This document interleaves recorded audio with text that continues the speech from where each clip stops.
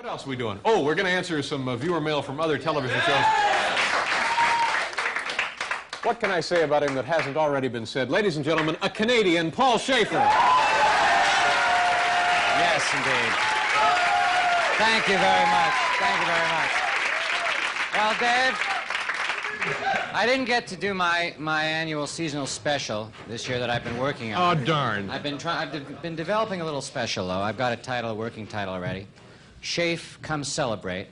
So, a lot of people are interested in it. A lot of the networks, you know, got a lot of interest. I'll be letting you know how we do. Good, Paul. I hope you, if I don't get a chance to see you later, have a happy holiday and a good New Year, sir. Thank you. Same to you. And you know, every Thursday night since this thing first went on the air way back in the late 50s, we've been answering our viewer mail. Tonight, we have decided, since it is the holiday season, the charitable thing to do would be to answer mail written to other television programs. So we're going to do that tonight. Our first letter comes to us from a student at the University of Notre Dame in South Bend, Indiana. He has written to Julia Child on PBS. This man has a complaint for Julia Child. Dear Julia, we eat in large dining halls here that serve thousands of people a day. For this reason, the food isn't all that hot and our stomachs tend to suffer. My discouragement with the food situation came to a peak yesterday when I bit into what I thought was an innocent piece of fried provolone, only to find a pink chiclet. How a chiclet got into my provolone, I don't exactly know. Well, frankly, I'm a little baffled by that chiclet also. Let me check my recipe for fried provolone and see. Oh, yeah, mine is a little bit different. When I make it, we always use the traditional half cup of certs. So it's not any wonder that it...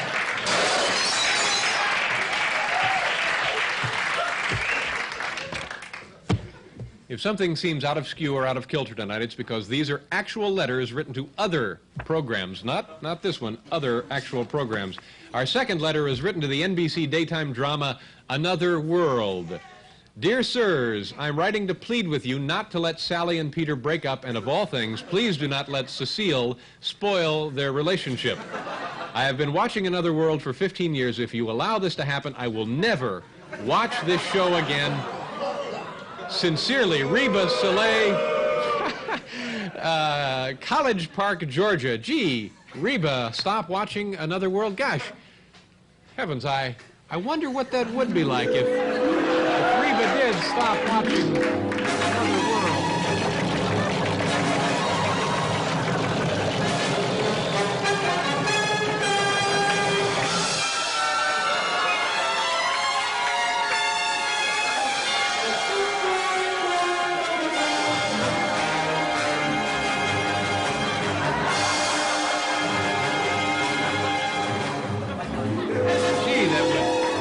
Gosh, that would be horrible. Dave, are you all right? Golly, what a terrible... Oh, Okay. why, thank you, Paul. I did. I drifted off. I'm fine now, thank you. Everything's fine.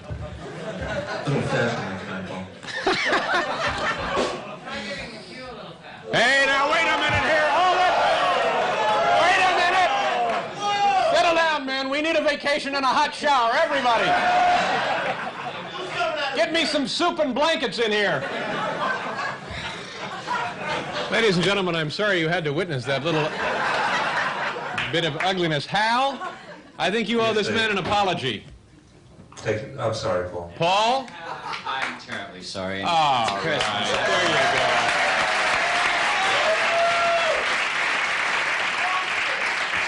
There you go. Oh, now, Steve. Hal and I will make up later in that special way that only we can.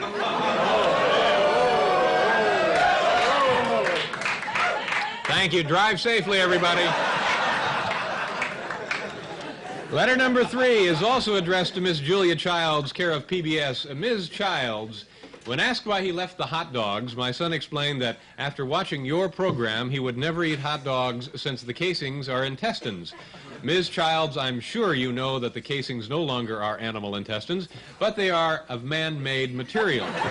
Sincerely, Mrs. Castro Valley, California. Well, of course, Mrs. is right. In fact, you'd be amazed by the recent advances in man-made sausage casings. Take a look at this assortment, for example. Now, as you can see, this one is Naugahyde right here. That's lovely. And this little fella here is titanium alloy. And this one is rayon right here. And we have one that comes in a lovely tartan plaid. This one, by the way, has been Scotch guarded. So, no, they're no longer animal intestines involved with it. Leave these under the lights for a few days and let the sports guys worry about them. Well, letter number 4. Well, here's another letter to the producers of the popular daytime drama Another World. I'm especially happy that Nancy Frangione is wearing some new clothing. She looks beautiful in them. Until recently, she was wearing some things I remember seeing Susan Keith wear on the show when she was Cecile. Similarly, I watched every episode of Texas, felt badly when it was canceled, and I recognized the clothes from that show now being worn on Another World. And I think the actresses on your show should not have to wear hand-me-downs. Well, that's an interesting point. It comes to us from a viewer in Newton, New Jersey. You have a sharp eye. What you saw is all part of NBC's budget-minded wardrobe rotation policy. We're kind of used to it. Let me give you an example. Paul, what canceled NBC clothing provided the clothes for you and the band this week? I have a feeling these are Eric Estrada's old threads. The old chips. You look good. There's an echo in there. You look great, and I'll bet Hal wishes he had an outfit like that. Yeah. Okay, letter number 5. Now, I've seen letter number 5, and I'm going to tell you something, folks. You are in for a bit of real excitement tonight. This comes to us from a man. He wrote to NBC's own Willard Scott. Willard, of course, the popular Today Show weatherman. Dear Willard, you said that cows stood with their behinds to the wind.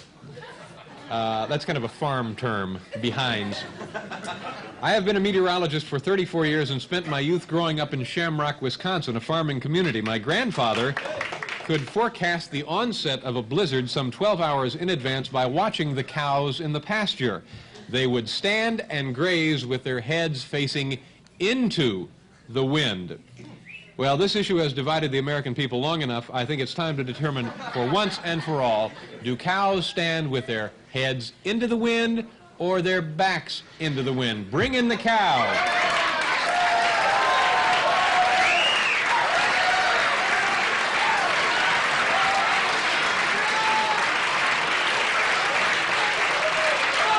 Okay. All right, thank you very much. Okay, now go ahead. Turn on the fan. Okay, the fan is going. We'll just sort of test this and see which way.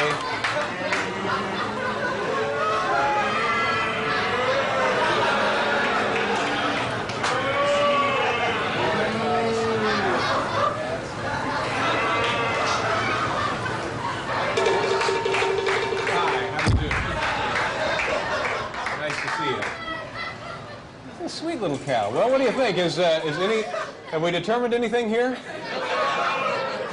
A little longer? Uh-oh. Okay, there you go. Oh, my God. That's amazing. The cow makes an exit on her own. Good night. Good night. Thank you very much. I don't know, did we answer the problem? You don't want to try it again, do you? No, no. Boy, I'm sorry each and every one of you couldn't have been here for rehearsal today, though. We got a great show for you. I'm sorry we couldn't hammer the solution to that one down. Regis Philbin is here. Beautiful Christmas story for you, Carol Leifer, and yes, Mr. Wash and Wear. So come on back, folks.